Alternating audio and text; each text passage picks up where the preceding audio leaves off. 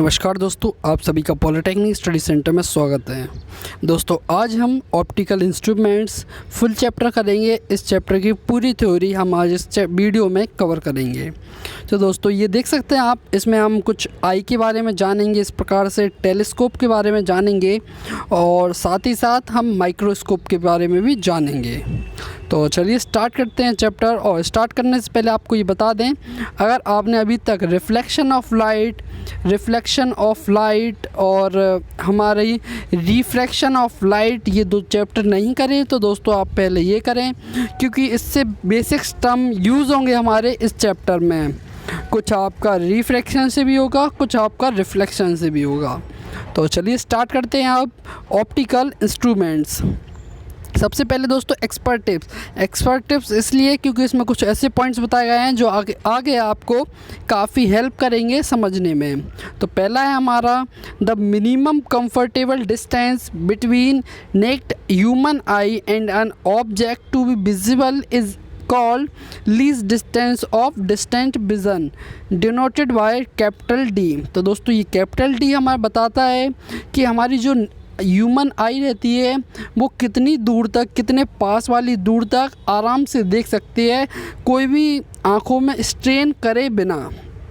तो दोस्तों इसे शो करा जाता है कैपिटल D से, कि जहाँ तक हमारी सबसे पास वाले ऑब्जेक्ट को कितने पास तक देख सकती है, बिल्कुल क्लियरली और विदाउट स्ट्रेन। तो दोस्तों इसे कहा जाता है हमारा least distance of distant vision, और ये कहलाता है हमारा कैपिटल D से शो करा जाता है। सेकेंड आते हैं the minimum distance of object from the I which can be seen distinctly without and about strain. Out strain is called Beer point. For a normal eye its value is 25 centimetre. दोस्तों जहाँ तक एक normal इंसान की बात कही जाए तो दोस्तों वह 25 सेंटीमीटर तक एक ऑब्जेक्ट को क्लियरली सीन कर सकता है, एक ऑब्जेक्ट को क्लियरली सीन कर सकता है। तो दोस्तों ये रहती है हमारी 25 सेंटीमीटर। अब आते हैं third point, the distant far point of human eye is the maximum distance to which eye can see object clearly. Far point of human eye is infinitely. मतलब दोस्तों हमारा कुछ पास वाले ऑब्जेक्ट तो हम 25 सेंटीमीटर क्लियरली देख सकते हैं, पास वाले ऑब्जेक्ट को हम 25 सेंटीमीटर क्लियरली देख सकते हैं। उसके बाद हम और पास लाएंगे तो ये ब्लरी दिखेगा। पर दोस्तों अब कहा जाए कि हम कितने दूर तक देख सकते हैं, तो दोस्तों एक ह्यूमन आई इन्फिनाइटली, मतलब इसका कोई डिस्टेंस नहीं मेजर की जा सकी है कि ह्यूमन आई कितने दूर तक देख सकती है। तो दोस्तों ये हमारी इनफाइनाइटली होती है कि आप इनफाइनाइटली लॉन्ग डिस्टेंस देख सकते हैं। आप एक तारे को देख सकते हैं दोस्तों, ये तारे मिलियंस ऑफ लाइट ईयर दूर रहता है, तो आप कितनी आसानी से देख सकते हैं। तो दोस्तों ये दिखाता है कि आप इनफाइनाइटली लॉन्ग डिस्टेंस को भी देख सकते हैं। अब आते हैं दोस्तों आगे और कुछ जानते हैं दोस्तों पॉइंट्स के बारे में। ये पॉइंट है हमारा the viewed object substance an angle at the I called visual angle. जो दोस्तों हमारा कोई भी ऑब्जेक्ट रहता है जिसे हम देखते हैं और जिस एंगल से देखते हैं दोस्तों उसे कहते हैं हम विजुअल एंगल, इसे कहते हैं विजुअल एंगल। अब आते हैं दोस्तों कुछ बातों पर। एक आते हैं आपको कलर ब्लाइंडनेस। तो दोस्तों colour blindness is the inability to see और perceive colour difference under normal lightning condition. मतलब दोस्तों जिन्हें कलर ब्लाइंडनेस होती है तो दोस्तों वह नॉर्मल कंडीशन में किसी भी कलर्स का अगर उन्हें एक बंडल दे दिया जाए तो दोस्तों वह कलर डिफरेंस मैच नहीं कर सकते। तो दोस्तों इसी को कहते हैं हम कलर ब्लाइंडनेस। तो दोस्तों ये हमारा रेटिना के कोन्स की वजह से होती है, इसके बारे में आपको इतनी जानने की ज़रूरत नहीं है। तो दोस्तों ये थे कुछ बेसिक पॉइंट जिसे आपको जानना ज़रूरी था चैप्टर स्टार्ट करने से पहले। अब करते हैं दोस्तों चैप्टर स्टार्ट ऑप्टिकल इंस्ट्रूमेंट। और सबसे पहले आता है दोस्तों चैप्टर एट अ ग्लांस। दोस्तों इस चैप्टर में हम माइक्रोस्कोप, टेलीस्कोप, ह्यूमन आई और डिफेक्ट्स ऑफ आई के बारे में जानेंगे। 4 पॉइंट्स हैं, इन्हें इन टॉपिक को हमें क्लियर करना है। तो चलिए स्टार्ट करते हैं। सबसे पहले आता है हमारा इसके ओवरव्यू के ऊपर। The word optics refer to light. We have come across many instruments in our daily life: magnifying lens, convergent lens, microscope, telescope, etc. मतलब दोस्तों कई सारे ऑब्जेक्ट हैं जिससे लाइट्स आती हैं हमारे आँखों के अंदर, और हम ऑप्टिक्स को रेफ़र करते हैं लाइट के फॉर्म में, और we get a clear picture of image by viewing through this. Thus, we can call all these instrument as a whole as optical instrument। दोस्तों ये जो हमारे इंस्ट्रूमेंट्स रहते हैं वे मैग्नीफाई, कन्वर्जेंट, माइक्रोस्कोप रहते हैं। तो दोस्तों इससे हम लाइट को सीन कर सकते हैं। तो दोस्तों इन इंस्ट्रूमेंट्स को हम कहते हैं ऑप्टिकल इंस्ट्रूमेंट्स। तो दोस्तों ये काफ़ी कठिन चैप्टर नहीं है, बेसिकली थोड़ा सरल चैप्टर है। बस आपको ये ध्यान से देखना है कि इसमें क्या पढ़ना है, हमें किस पे जोर देना है। तो सबसे पहले आपको बता दें, ये जो भी डायग्राम आएंगे, रे डायग्राम आएंगे, इस प्रकार के डायग्राम आएंगे, आपको वह लर्न नहीं करने हैं, सिर्फ आपको समझने हैं। वह सिर्फ आपको समझाने के लिए बनाए गए हैं। आपको सिर्फ माइक्रोस्कोप और टेलीस्कोप में क्या याद रखना है? Magnifying power. मैग्नीफाइंग पावर क्या होती है कि जो हमें रियल में ऑब्जेक्ट है और जो हमें ऑब्जेक्ट की इमेज बन रही है, रियल वर्सेस रियल का, और हमारे इमेज का रेशियो हमारा मैग्नीफाइंग पावर कहलाता है। तो दोस्तों इसी के बारे में हमें जानना होता है। अब आते हैं दोस्तों माइक्रोस्कोप, सबसे पहला हमारा टॉपिक। तो दोस्तों माइक्रोस्कोप क्या रहता है? Microscope it is an optical instrument which forms a magnified image of small near object and thus increases the visual angle sustained by the eye at the eye so that the object is seen to be bigger and distinct। मतलब दोस्तों एक basically एक microscope का काम रहता है एक छोटी सी चीज़ को बड़ा करके दिखाना। एक छोटी सी चीज़ को बड़ा करके दिखाना हमारा एक माइक्रोस्कोप का बेसिकली काम रहता है। ये छोटी सी चीज़ कहीं छोटी हो सकती है, बैक्टीरिया हो सकते हैं, ऑब्जेक्ट हो सकते हैं। तो दोस्तों ये डिफरेंस हमारा वेरी करता है। अब जानते हैं दोस्तों माइक्रोस्कोप के दो प्रकार। पहला जानेंगे हम सिंपल माइक्रोस्कोप, फिर जानेंगे हम कंपाउंड माइक्रोस्कोप। तो सबसे पहले जानते हैं सिंपल माइक्रोस्कोप। दोस्तों ये गिवन है आपके सामने सिंपल माइक्रोस्कोप। तो दोस्तों इसमें डिफरेंस क्या है सबसे पहले जानिए। सिंपल माइक्रोस्कोप में हमारा कॉन्वेक्स लेंस यूज़ होगा, कॉन्वेक्स लेंस और शॉर्ट फोकल लेंथ का यूज़ होगा। तो दोस्तों आप शॉर्ट फोकल लेंथ याद ना रखें, आप सिर्फ एक याद करें कि एक हमें यहाँ पर सिंपल माइक्रोस्कोप में सिंगल कॉन्वेक्स लेंस यूज़ होगा। और आप यहाँ पे देख सकते हैं जो हमारा ऑब्जेक्ट है, ये हमारा जो ऑब्जेक्ट है जो हम ए बी को देख रहे हैं, तो दोस्तों हमें वो दिखाई दे रहा है ए डैश बी डैश के फॉर्म में उसकी इमेज बन रही है।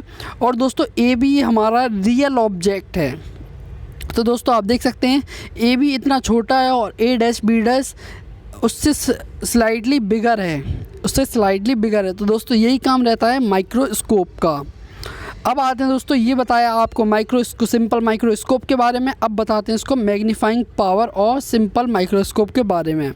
तो सबसे पहले आपको जानना है कि जब हमारी final image least distance of distinct vision पे बने, जब हमारी final vision least distance of distinct vision पे बने, तो दोस्तों हमें ये वाला फॉर्मूला लगाना है m=1 + d/f। एफ़ क्या है दोस्तों? यहाँ पे फोकल लेंथ, डी है हमारा least distance of distinct vision, जहाँ इतनी पास वाली डिस्टेंस जहाँ तक हम आसानी से देख सकते हैं, ये रहता है हमारा least distance of distinct vision. तो दोस्तों जब कहा जाएगा, जब हमें निकालना है फाइनल इमेज बन रही है हमारी least distance of distinct vision पे, तब आपको फॉर्मूला लगाना है m=1 + d/f। दोस्तों जो हमने शुरू में आपको मैग्नीफाइंग का फॉर्मूला बताया था वो कुछ इस प्रकार से रहता है m=i/r।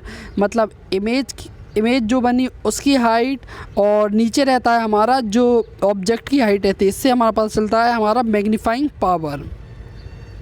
और दोस्तों फॉर रिलैक्स्ड आई, और जो रिलैक्स आई के लिए रहता है हमारा, रिलैक्स आई के लिए सिंपल माइक्रोस्कोप के लिए मैग्नीफाइंग पावर रहती है m=d/f। तो दोस्तों सिंपल से फॉर्मूले हैं, आपको कुछ ही 4 या 6 फॉर्मूले याद करने पड़ेंगे।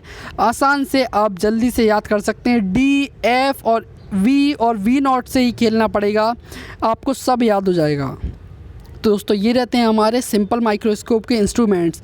मैग्नीफाइंग लेंस भी हमारा एक सिंपल माइक्रोस्कोप का एग्जांपल है।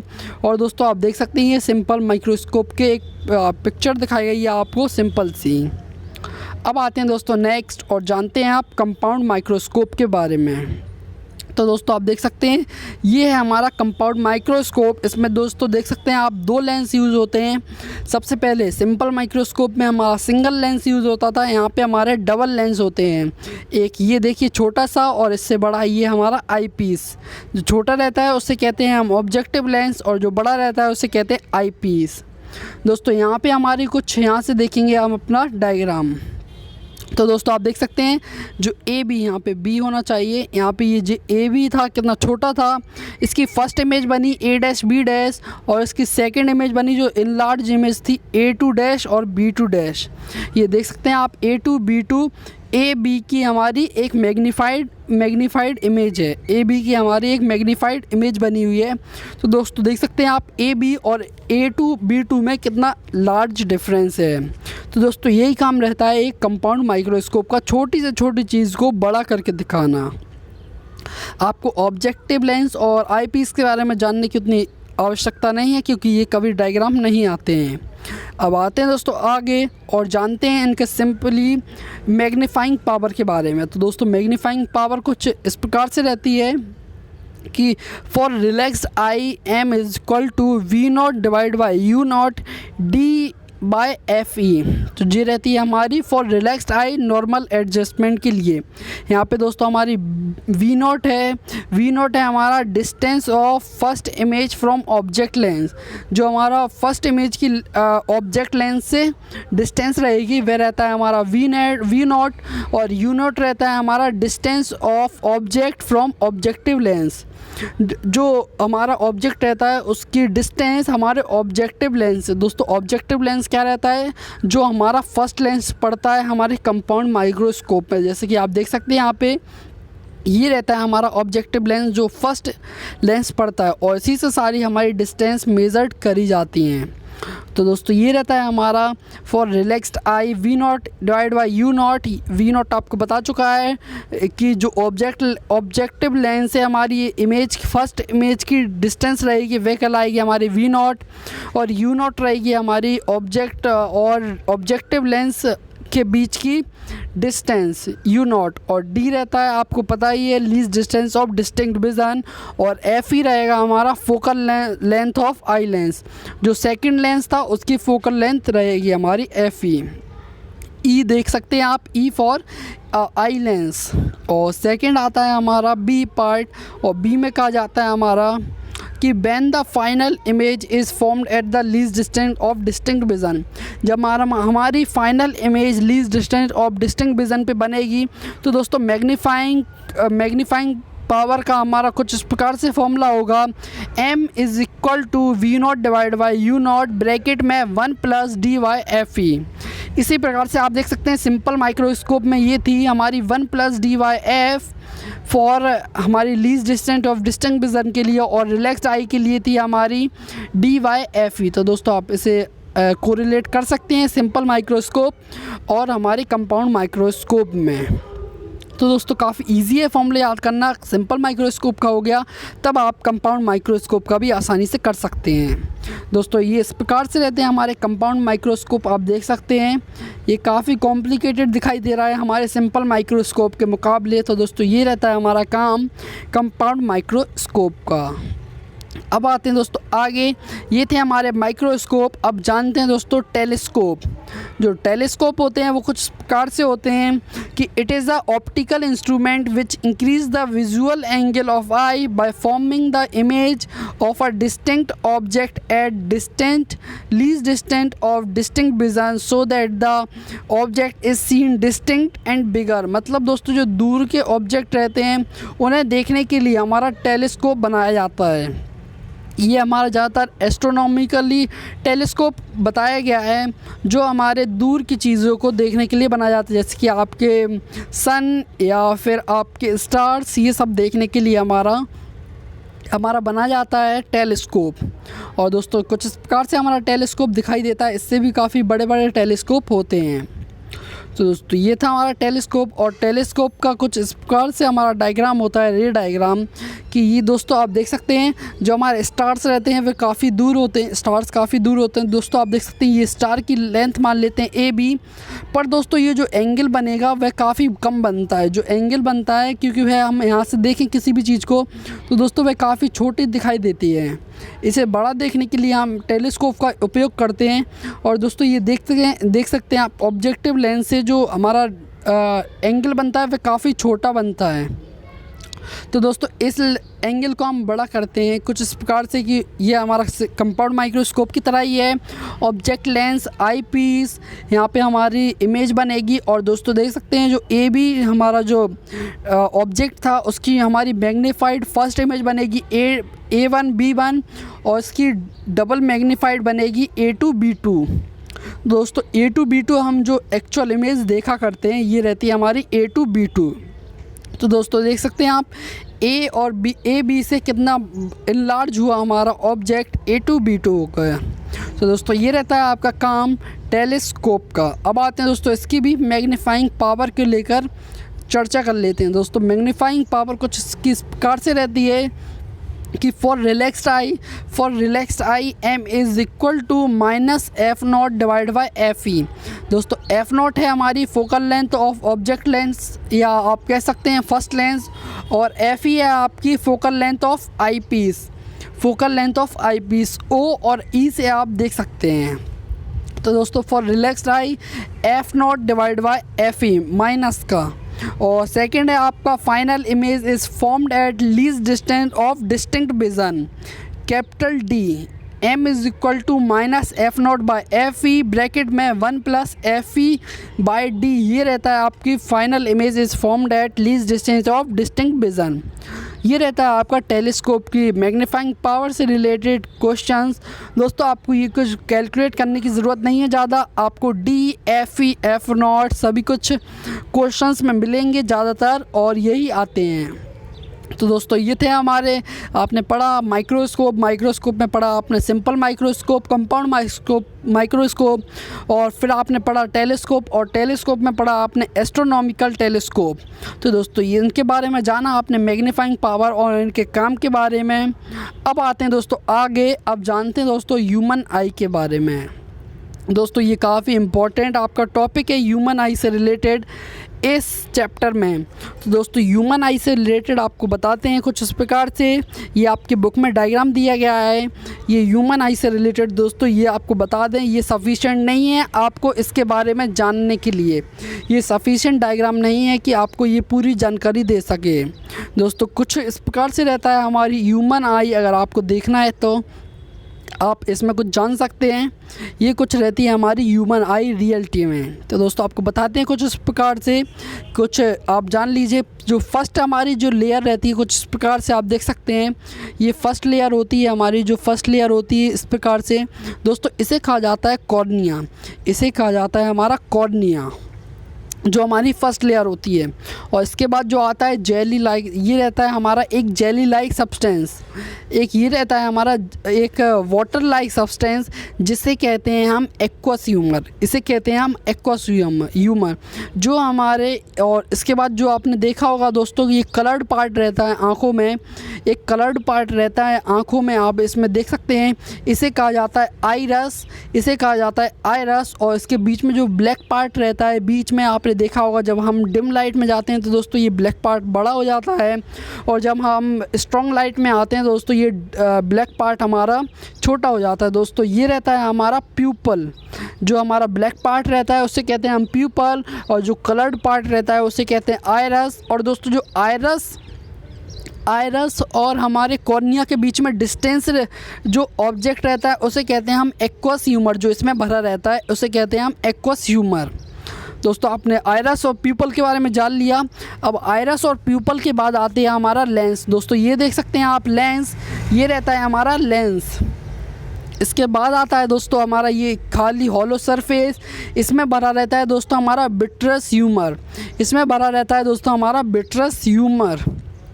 और सबसे लास्ट में आता है हमारा ये जेली, जो विट्रस ह्यूमर रहता है वह जेली लाइक होता है। और उसके बाद आता है हमारा ये एक हमारा ये आप देख सकते हैं ये नर्व्स हैंगी और इन्हें कहा जाता है हमारा रेटिना नर्व्स। इन्हें कहा जाता है रेटिना नर्व्स, जहाँ पे हमारी इमेज फॉर्म होती है। तो दोस्तों ये थे हमारे कुछ आई को लेके एक शॉर्ट में बताने के लिए। अब बताते हैं आपको दोस्तों एक एक पॉइंट को एक्सप्लेन किया जाएगा। अब आते हैं दोस्तों, सबसे पहले आता है हमारा आई बॉल।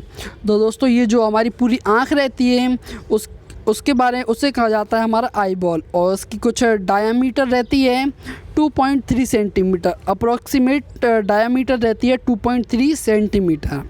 ये रहता है हमारा आई बॉल के बारे में जब बताया गया है। अब आते हैं दोस्तों, ये कुछ इस प्रकार से होती है डायामीटर। आप देख सकते हैं ये हमारा आई बॉल। तो दोस्तों यहाँ से लेके ये डिस्टेंस से लेके ये डिस्टेंस हमारी कहलाती है आई बॉल की डिस्टेंस। ये कुछ इस प्रकार से रहती है 2.3 सेंटीमीटर। अब आते हैं दोस्तों आगे और जानते हैं कॉर्निया के बारे में। दोस्तों आपने बताया था कॉर्निया क्या रहती है, जहाँ पे फर्स्ट लाइट इंसिडेंट होती है सबसे पहले पड़ने वाला पार्ट हमारा कॉर्निया होता है।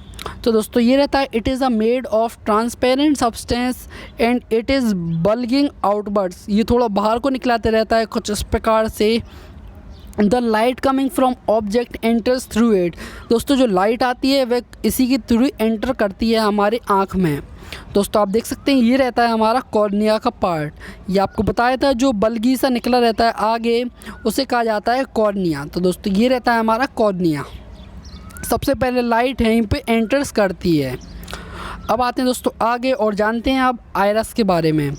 दोस्तों आइरस के बारे में हमने बताया था जो कलर्ड पार्ट रहता है आँखों में, और ये कुछ इस प्रकार से पड़ जाता है। It is the OPEC skin behind the cornea. It is has a small aperture and its centre. Generally the iris is black in colour. It partially covers the front of parts of lens. मतलब दोस्तों ये हमारा एक generally black colour में रहता है, पर दोस्तों कई सारे लोगों का हमारा कलर्ड पार्ट रहता है, जैसे आप देख सकते हैं इसमें। और दोस्तों ये जो कलर्ड रहता है उसे कहा जाता है आइरस, और जो बीच में ब्लैक पार्ट रहता है इसे कहा जाता है प्यूपल। इनका वर्किंग भी बताएंगे आपको कुछ इस प्रकार से आगे जब आप प्यूपल के बारे में जान लेंगे। दोस्तों आप देख सकते हैं इस प्रकार से ये रहता है हमारा आइरस, और ये जो ब्लैक पार्ट देख रहे हैं ये रहता है हमारा प्यूपल। अब आते हैं दोस्तों प्यूपल के बारे में। दोस्तों आपको प्यूपल बता चुके हैं हम, ये ब्लैक होल सा रहता है। It is the hole in midst of iris. ये आइरस के बीच में रहता है जो होल उसे कहा जाता है प्यूपल। और इट एपियर्स ब्लैक। ये ब्लैक करता है, ब्लैक एपियर होता है and controls intensity of light. ये इंटेंसिटी ऑफ लाइट को कंट्रोल्स करता है। ये कुछ इस प्रकार से कंट्रोल करता है हमारी इंटेंसिटी ऑफ लाइट को, कि जब हमारी लाइट एक कॉर्निया से होती हुई आँखों में जाती है, जब लाइट हमारी कॉर्निया से होती हुई आँखों में जाती है तो सबसे पहले दोस्तों हमारी ये आइरस पे टकराती है। सबसे पहले ये आइरस पे टकराती है, और दोस्तों जिस हिसाब से हमें लाइट एंटर्स करनी होती है, जैसे कि हम देख सकते हैं हार्ड लाइट या ज़्यादा लाइट में हमारे ये प्यूपल का साइज़ स्मॉल हो जाता है कि कम से कम लाइट एंटर कर सके और हमें क्लियर इमेज बन सके। और डिम लाइट में ये प्यूपल का साइज़ लार्ज हो जाता है। प्यूपल का लार्ज साइज़ इसलिए हो जाता है कि ज़्यादा से ज़्यादा लाइट एंटर कर सके और हम एक ऑब्जेक्ट्स की इमेज एक क्लियर तरीके से देख सकते हैं। तो दोस्तों ये रहता है आपका काम हमारे एक प्यूपल का और आइरस का रहता है काम, कि वह आइरस के अंदर छोटा बड़ा होता रहता है। कुछ इस प्रकार से हमारा आइरस रहता है, ये कुछ इस प्रकार से हमारा आइरस रहता है, और इसके अंदर हमारा बड़ा या छोटा होता रहता है हमारा प्यूपल।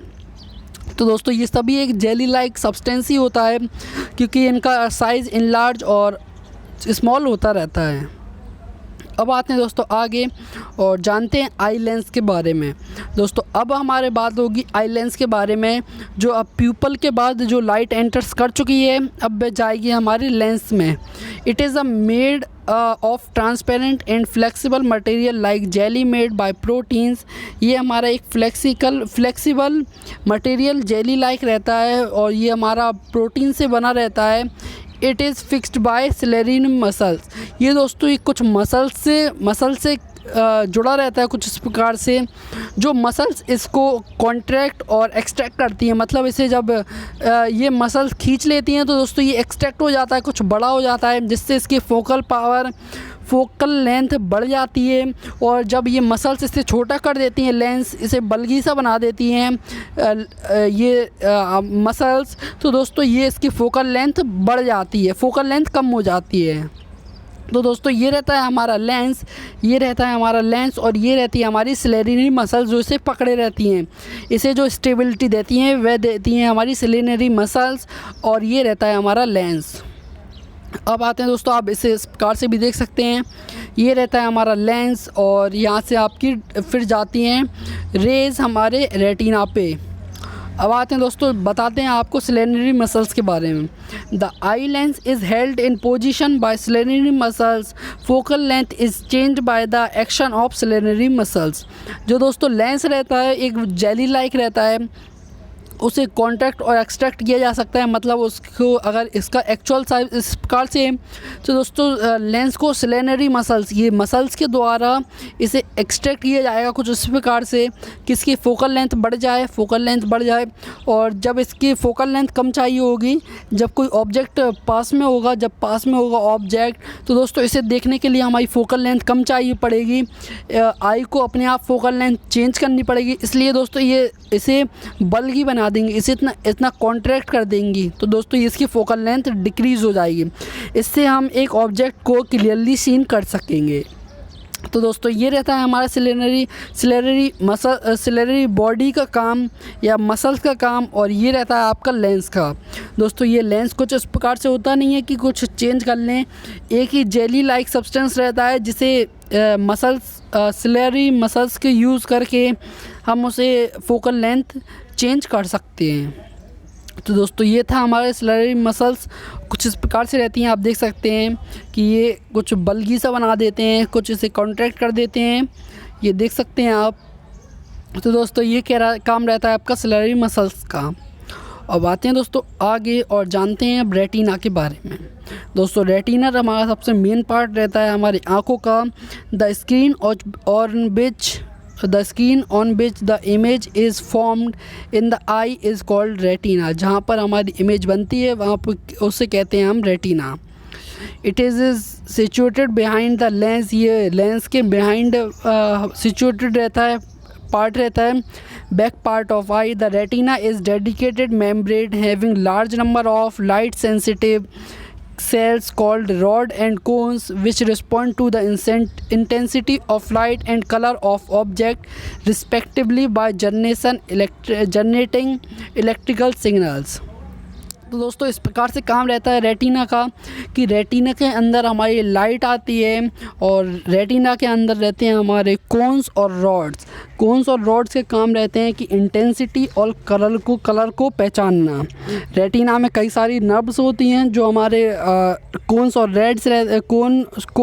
रॉड्स रहते हैं, जो हमारे कलर और इंटेंसिटी ऑफ लाइट को पहचानते हैं और बाद में ब्रेन को सिग्नल्स देते हैं इलेक्ट्रिकल फॉर्म में। तो दोस्तों कुछ प्रकार से हमारी इमेज बनती है कि यहाँ से आ रही होती है हमारी लाइट और यहाँ पे जाके टकराती है, कुछ कलर चेंज कर लेते हैं। और ये दोस्तों कुछ इस प्रकार से रहती है कि इधर से आती है हमारी लाइट, ये लाइट आती है और यहाँ पे आके बनती है इमेज यहाँ पे दोस्तों, यहाँ पे हमारी इमेज बनती है कुछ इस प्रकार से दोनों लाइट रेज मिलती हैं। यहाँ पे हमारी रहती है रेटिना नर्व्स, जहाँ पे हमारे कोन्स और रॉड्स रहते हैं जो हमारी इंटेंसिटी और कलर के बारे में जानते हैं, इंटेंसिटी और कलर को पहचानते हैं, और फिर हमारे इलेक्ट्रिकल सिग्नल्स के फॉर्म में ब्रेन को हमारा फंक्शंस देते हैं कि किस प्रकार की इमेज फॉर्म करनी है। तो दोस्तों ये रहता है हमारा सबसे मेन काम रेटिना का। दोस्तों रेटिना के कौन से रेड रॉड्स में से कुछ एक ख़राब होने के कारण, कौन से रॉड्स में से कुछ एक कम होने के कारण आपको कलर ब्लाइंडनेस होती है। तो दोस्तों ये रहता है हमारा रेटिना के बारे में कुछ जानकारी। अब आते हैं दोस्तों आई शील्ड, एक्वस ह्यूमर और विट्रस ह्यूमर के बारे में। दोस्तों आई शील्ड होती है हमारी, it is situated in the front of I which is just like a shutter. जो आई शील्ड रहती है वह हमारे शटर की तरह काम करती है। जो एक्वस ह्यूमर रहता है, it is a viscous liquid filled between the cornea और lens which protects the eye with shocks. दोस्तों जो हमारा एक्वस ह्यूमर रहता है वह हमारा कॉर्निया और लेंस के बीच में होता है, जो हमारी आई को सेव करता है शॉक से। और विट्रस ह्यूमर रहता है वह हमारा लेंस और रेटिना के बीच में पाया जाता है, जो हमारा लेंस और रेटिना के बीच में पाया जाता है, और ये हमारा कहलाता है विट्रस ह्यूमर। आप देख सकते हैं यहाँ पे ये रहता है हमारा ये रहते हैं हमारे आई शील्ड, ये रहती है हमारी अपर आई शील्ड और ये रहती है हमारी लोअर आई शील्ड। ये हमारे एक शटर की तरह काम करती है दोस्तों, ये शटर की तरह एक काम करती है दोस्तों। ये रहती है आपकी आई शील्ड। अब जानते हैं एक्वस ह्यूमर और विट्रस ह्यूमर के बारे में। दोस्तों आप देख सकते हैं जो हमारी कॉर्निया और लेंस के बीच में रहे उसे कहते हैं हम एक्वस ह्यूमर, और दोस्तों जो लेंस और रेटिना के बीच में रहे उसे कहते हैं हम विट्रस ह्यूमर। और दोस्तों आपको पता ही है एक्वस ह्यूमर हमारा शॉक से हमें सेव करता है, और विट्रस ह्यूमर हमें सेव करता है, हमारा स्ट्रक्चर ऑफ आई देता है। ये हमारा विट्रस ह्यूमर आई को एक स्ट्रक्चर देता है और ये जेली लाइक होता है। और ये था हमारा एक्वस ह्यूमर, विट्रस ह्यूमर और आई शील्ड के बारे में कुछ छोटी सी इंफॉर्मेशंस। अब आते हैं दोस्तों आगे और जानते हैं दोस्तों वर्किंग के बारे में। अब जानते हैं दोस्तों वर्किंग के बारे में, और कुछ इस प्रकार से है कि वर्किंग होती है कि working the rays coming from object enters the I through cornea. को जो हमारी रेज आ रही होती हैं वह हमारी कॉर्निया के थ्रू हम एंटर करती हैं आई में। Cornea, aqueous humour, lens, vitreous humour all from a part system of convergent lens. ये हमारे एक सिस्टम है जो काम करता है एक के बाद एक। This lens forms a real small and inverted image on screen of retina and brain gives the site of erect image. तो दोस्तों ये रहता है हमारा कि कॉर्निया से हमारी एंटर होती है, फिर एक्वस ह्यूमर, फिर लेंस में जाना, उसके बाद विट्रस ह्यूमर से होते हुए हमारे रेटिना पे इमेज फॉर्म होना। इमेज फॉर्म होने के बाद उसकी इंटेंसिटी और कलर के बारे में ब्रेन में इलेक्ट्रिकल सिग्नल्स जाना। तो दोस्तों ये रहता है हमारा वर्किंग पूरी आई की। अब जानते हैं दोस्तों power of accommodation of eye. तो दोस्तों ये कुछ प्रकार से रहती है। The power of adjustment of focal length of eye lens with the help of ciliary muscles to see the near and far object clearly, it is called accommodation of eye. मतलब दोस्तों अकोमोडेशन ऑफ आई का कहने का मतलब है कि किसी भी आई की कैपेबिलिटी कि वह किसी एक दूर के ऑब्जेक्ट और किसी पास के ऑब्जेक्ट को क्लियरली देख सके, और क्लियरली देख सकते हैं अपने आई को एडजस्टमेंट कर सके। इसी को कहते हैं हम पावर ऑफ अकोमोडेशन। तो दोस्तों ये पावर ऑफ अकोमोडेशन अचीव होती है सिलरी मसल्स और हमारे लेंस के द्वारा, कि जब हमारी सिलरी मसल्स हमारे लेंस को कॉन्ट्रैक्ट कर देती है दोस्तों हम पास के ऑब्जेक्ट को देख सकते हैं, और जब ये सिलरी मसल्स हमारे लेंस को एक्सपेंड कर देती है तो दोस्तों हम एक दूर के ऑब्जेक्ट को आराम से देख सकते हैं। तो दोस्तों ये रहता है हमारा सिलरी मसल्स और पावर ऑफ अकोमोडेशन ऑफ आई। अब जानते हैं दोस्तों कुछ डिफ़ेक्ट्स के बारे में। अब आते हैं दोस्तों डिफ़ेक्ट्स के बारे में कि किसी को दूर का दिखाई नहीं देता, किसी को पास का दिखाई नहीं देता, किसी को दूर और पास का दोनों का दिखाई नहीं देता, किसी को कलर में पहचान नहीं होती। तो दोस्तों ये सारे पार्ट्स आते हैं हमारे डिफ़ेक्ट्स ऑफ आई में। और सबसे पहले आपने लार्जली देखा होगा मायोपिया। सबसे पहला डिफ़ेक्ट है हमारा मायोपिया, मतलब शॉर्ट साइटनेसनेस। मतलब मायोपिया को हम एक एग्ज़ाम्पल के द्वारा देख सकते हैं कि वह लोग जिन्हें दूर का ऑब्जेक्ट क्लियरली दिखाई नहीं देता, पर दोस्तों ये पास का ऑब्जेक्ट आराम से देख सकते हैं। तो दोस्तों ये रहता है इस डिफ़ेक्ट में कि मायोपिया में हमारा दूर का ऑब्जेक्ट क्लियरली दिखाई नहीं देता कई बच्चों को, और पास का ऑब्जेक्ट आराम से दिखाई देता है। तो दोस्तों ये रहता है मायोपिया के symptoms. It is defect of eye because of we cannot see further object clearly through we can see near object clearly। हम पास के ऑब्जेक्ट को क्लियरली देख सकते हैं पर दूर के ऑब्जेक्ट हमें क्लियरली दिखाई नहीं देते, ब्लरी दिखाई देते हैं। तो दोस्तों ये रहता है हमारा मायोपिया या शॉर्ट साइटनेसनेस। अब आते हैं रीज़न फॉर दिस डिफ़ेक्ट। क्या क्या रीज़न हो सकते हैं डिफ़ेक्ट के? तो दोस्तों कई सारे रीज़न होते हैं किसी भी एक डिफ़ेक्ट के, पर दोस्तों मेजरली जो रीज़न होते हैं वह रहता है कि जो हमारे आई बॉल की साइज़ रहती है वह इंक्रीज़ कर जाती है, जो हमारी आई बॉल की साइज़ इंक्रीज़ कर जाती है, या फिर हमारे the distance between eye lens and retina increase है, जो हमारे आई लेंस और रेटिना के बीच में डिस्टेंस रहती है वह इंक्रीज़ कर जाती है, आई बॉल इंक्रीज़ कर जाती है। तो इसके वजह से दोस्तों हमारी जो इमेज फॉर्म होती है वह क्लियरली नहीं हो पाती। तो दोस्तों ये जो इस डिफ़ेक्ट को आप जानते हैं क्योर कैसे करें। तो दोस्तों इस डिफ़ेक्ट को क्योर करने के लिए remove this defect we can have use that type of lens which is lens convergent. दोस्तों हम इस डिफ़ेक्ट को यूज़ करने के लिए ग्लासेस लगाते हैं, और जो ग्लासेस लगाते हैं ये रहते हैं हमारे कॉनकेव लेंस होते हैं, जो इस प्रकार से रहते हैं कॉनकेव लेंस। इनका यूज़ करा जाता है जब आपको दूर के ऑब्जेक्ट दिखाई नहीं देते क्लियरली। तो दोस्तों कुछ इस प्रकार से डिफ़ेक्ट होता है कि आपका जो इमेज बननी चाहिए दोस्तों ये क्लियरली यहाँ पे होनी चाहिए, पर दोस्तों ये पहले इंटरसेक्ट कर जाती है। इन्हें इंटरसेक्ट बिल्कुल रेटिना पे करना होता है, पर दोस्तों ये किसी कारणवश पहले इंटरसेक्ट कर जाती हैं कुछ इस प्रकार से, जिससे आपकी इमेज फॉर्म क्लियरली नहीं हो पाती। ये जब आपकी ऑब्जेक्ट दूर से देख रहे होते हैं दोस्तों कुछ प्रकार से रेज आती हैं, पर दोस्तों जब हम एक कॉनकेव लेंस का यूज़ कर लेते हैं, जो दोस्तों हमारी यहाँ पे इंटरसेक्ट कर रही थी वह दोस्तों अब हमारी क्लियरली रेटिना पे इंटरसेक्ट कर जाती हैं। इससे हमें ऑब्जेक्ट क्लियर दिखाई देने लगता है। तो दोस्तों ये रहता है हमारा myopia hence concave lens we used. तो दोस्तों इनमें हमारा कॉनकेव लेंस यूज़ होता है, या आप इसे कॉनकेव लेंस हमारी माइनस में पावर होती हैं कि -2.5 डायोप्टर या 2 डायोप्टर। ये डायोप्टर और पावर ऑफ लेंस के बारे में हमने दोस्तों रिफ्रैक्शन ऑफ लाइट और रिफ्लेक्शन ऑफ लाइट में बताया है, तो आप ज़रूर देखें वह हमारी वीडियो। अब आते हैं दोस्तों हाइपरमेट्रोपिया। दोस्तों हाइपरमेट्रोपिया कुछ इस प्रकार से होती है कि अभी हमने देखा मायोपिया में होता है कि दूर का ऑब्जेक्ट हमें क्लियरली सीन नहीं होता, पर दोस्तों पास का ऑब्जेक्ट क्लियरली सीन होता है। पर दोस्तों ये बिल्कुल अपोजिट होता है हाइपरमेट्रोपिया मायोपिया के, कि इसमें होता है कि हमें दूर का ऑब्जेक्ट क्लियरली सीन होता है, पर दोस्तों फार का ऑब्जेक्ट जो पास में ऑब्जेक्ट रहता है, पेपर, न्यूज़पेपर, मोबाइल चलाना है, ये हम नहीं कर सकते हैं हाइपरमेट्रोपिया में। इसमें हमें पास के ऑब्जेक्ट देखने में डिफ़िकल्टी होती है, ब्लरीनेस आता है। तो दोस्तों इसे पढ़ लेते हैं।